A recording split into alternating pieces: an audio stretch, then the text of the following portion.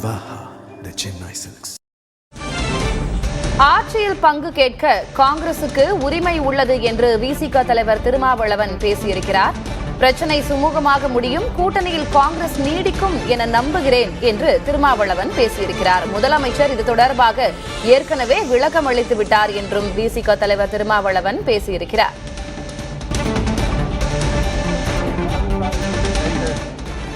ஓங்கிவிடக் கூடாது என்பதில் நாங்கள் கவனமாக இருக்கிறோம். அதாவது இப்படிப்பட்ட கோரிக்கையை எழுப்புவதன் மூலம் கூட்டணியில் சலசலப்பு ஏற்பட்டு பலவீனத்தை அது ஏற்படுத்திவிடக்கூடாது, அதன் மூலம் வலதுசாரிகளுக்கு ஒரு வாய்ப்பை வழங்கிவிடக்கூடாது என்பதில் கவனமாக இருக்கிறோம். ஆகவே நாங்கள் இந்த தருணத்தில் இந்த கோரிக்கைக்கு அழுத்தம் கொடுக்கவில்லை. ஆனால் அந்த கோரிக்கையை நாங்கள் கைவிட்டு விடவில்லை. காங்கிரஸ் இப்படி ஒரு கோரிக்கையை வைக்கிறது என்று சொன்னால் காங்கிரசுக்கு அந்த உரிமை இருக்கிறது. அது கட்சிக்குள்ளே கூட்டணிக்குள்ளே பேசி தீர்க்கப்படும். முதலமைச்சர் இது குறித்த விளக்கத்தை ஏற்கனவே தந்திருக்கிறார். தமிழ்நாட்டு அரசியல் சூழலுக்கு அது பொருந்தாது என்று சொல்லியிருக்கிறார். பொருந்தாது என்பதனால் காங்கிரஸ் அந்த கோரிக்கையை மறுபடியும் எழுப்பக்கூடாது என்று இல்லை. அப்படி எழுப்புவதனால் கூட்டணி இதனால் சிதறிவிடும் என்று பலரும் எதிர்பார்க்கிறார்கள். நான் நம்புகிறேன் காங்கிரஸ் திமுக கூட்டணியில் நீடிக்கும். டெல்லிக்கு எல்லோரையும் வரவழைத்து கூட்டணி தொடர்பாக யாரும் வாய்ப்பு வந்தபடி பேசக்கூடாது என்று அறிவுறுத்தியதாக ஊடகங்களில் நாம் பார்த்தோம். அப்படி அவர்கள் திரும்ப திரும்ப பேசுகிறார்கள் என்று சொன்னால்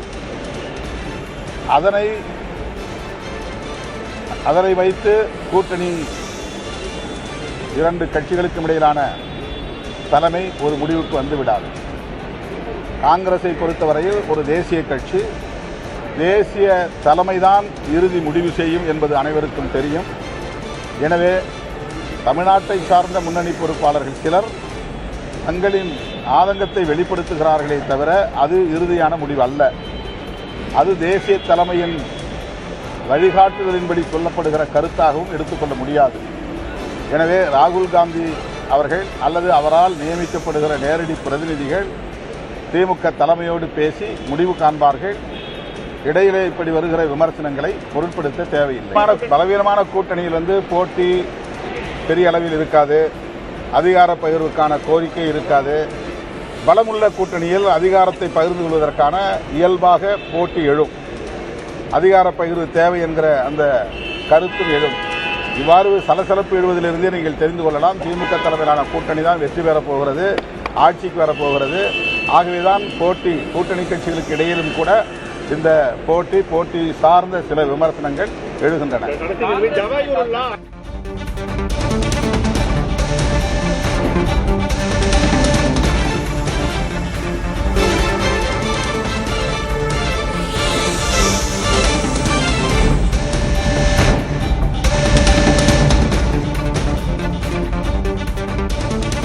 ஆட்சி அதிகாரத்தில் பங்கு என்ற காங்கிரசின் தொடர் முழக்கம் சர்ச்சையை எழுப்பி இருக்கக்கூடிய நிலையில் அது தொடர்பாக விசிக தலைவர் திருமாவளவனிடம் கேள்வி எழுப்பப்பட்டிருக்கிறது.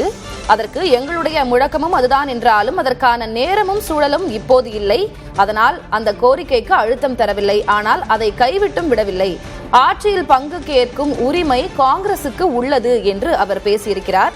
பலமான அணியில்தான் அதிகாரத்தில் பங்கு கோரிக்கை என்றது இயல்பாக எழும். இந்நிலையில் திமுக கூட்டணிதான் வெற்றி பெற்று ஆட்சி அமைக்கும் என்பது இதிலிருந்தே தெரிகிறது என்று அவர் பேசியிருக்கிறார். ஆட்சியில் பங்கு கேட்க காங்கிரசுக்கு உரிமை உள்ளது, திமுக கூட்டணியில் காங்கிரஸ் நீடிக்கும் என்று பேசியிருக்கிறார் திருமாவளவன்.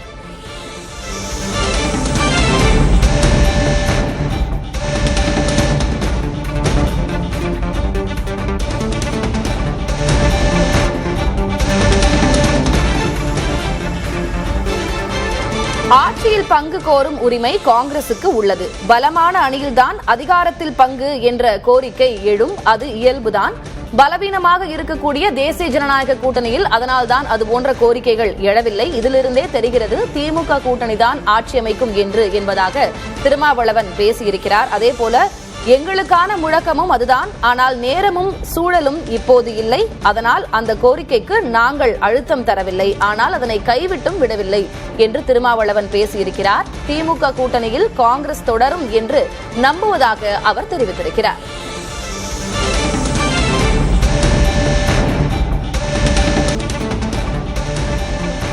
ஆட்சியில் பங்கு கேட்பது வலதுசாரிகளுக்கு சாதகமாகிவிடும் என்பதால் அந்த கோரிக்கையை நாங்கள் இம்முறை அழுத்திச் சொல்லவில்லை என்பதாக திருமாவளவன் பேசியிருக்கிறார்.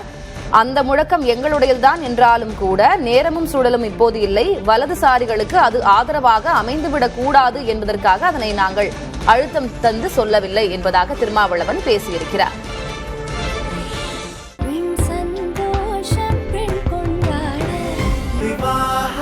மணப்பெண்ணின் பிரத்யேகமான திருமணம் விவாஹா தி சென்னை சில்க்ஸ்.